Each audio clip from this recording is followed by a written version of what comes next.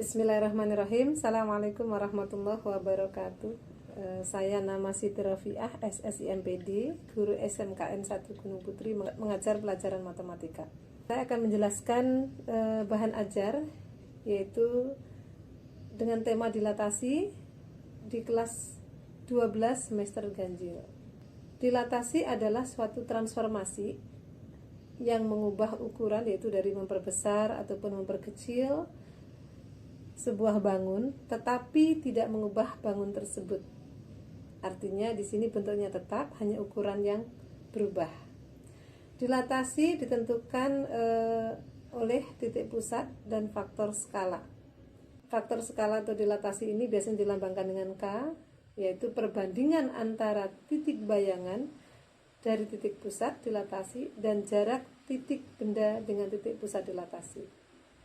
Atau dirumuskan dengan jarak bayangan dibagi jarak benda sama dengan panjang bayangan dibagi panjang benda. Mohon diperhatikan gambar ini, yaitu ketika ada segitiga ABC diperbesar, maka bentuknya tetap, ukurannya besar. Mohon diperhatikan di sini titik A menjadi A aksen, B menjadi B aksen, C menjadi C aksen. Nah, faktor ini, faktor K, perbesaran K ini ada 4 kemungkinan. Yang pertama, jika K lebih besar dari 1, maka bangun bayangan diperbesar dan terletak sepihak dengan pusat dilatasi dan bangun yang awalnya.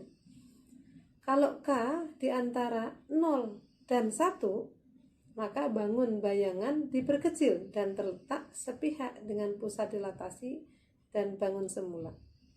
Yang ketiga, kemungkinan ketiga, jika K di antara min 1 dan 0,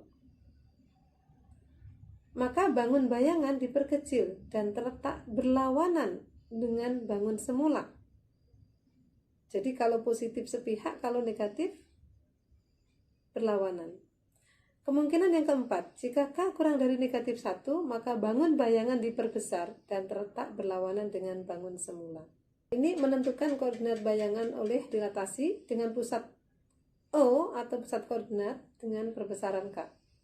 Jika titik Px, Y dilatasi terhadap titik pusat 0,0 dengan faktor skala K, didapat bayangan P aksen yaitu X aksen, Y aksen, maka mempunyai posisi X aksen, Y aksen, di mana X aksen sama dengan K kali X dan Y aksen sama dengan K kali Y.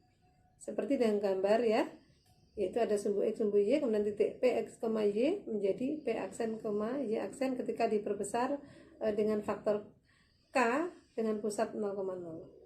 Berikutnya, dilatasi dengan titik pusat 0,0 dengan contoh sebagai berikut, yaitu dengan K-nya adalah negatif 3, kemudian titiknya adalah 1,2, A 1,2, maka menjadi hasilnya adalah A 1,2 dilatasi oleh pusat 0,0 dengan faktor skala min 3, maka menjadi min 3,6, tinggal dikalikan dengan min 3. Kemudian yang kedua dilatasi dengan pusat A, B. Jika titik Px, Y kemudian didilatasikan dengan faktor skala K dengan pusat A, B, maka bayangannya adalah P aksen yaitu dengan koordinat X aksen, Y aksen, di mana X aksen sama dengan A ditambah K kali X min A dan Y aksen sama dengan B tambah K kali Y min B, seperti gambar. Nah, ini ada contoh ya. Jika titik X A, Y, A titiknya X, Y yaitu 3, min 1 didilatasikan dengan titik yaitu dengan pusat 2,2 faktor skala 2, maka menghasilkan A adalah 4, min 4. Ini ya, kesimpulannya adalah berdasarkan pembahasan bahwa dilatasi merupakan transformasi yang mengubah ukuran benda namun tidak mengubah bentuk benda tersebut. Ya, jadi dilatasi ini termasuk jenis dari transformasi, namun dia tidak mengubah bentuk sama sekali, tapi hanya mengubah ukuran, bisa diperbesar atau diperkecil. Demikian yang bisa saya sampaikan, mudah-mudahan bermanfaat. Terima kasih. Assalamualaikum warahmatullahi wabarakatuh.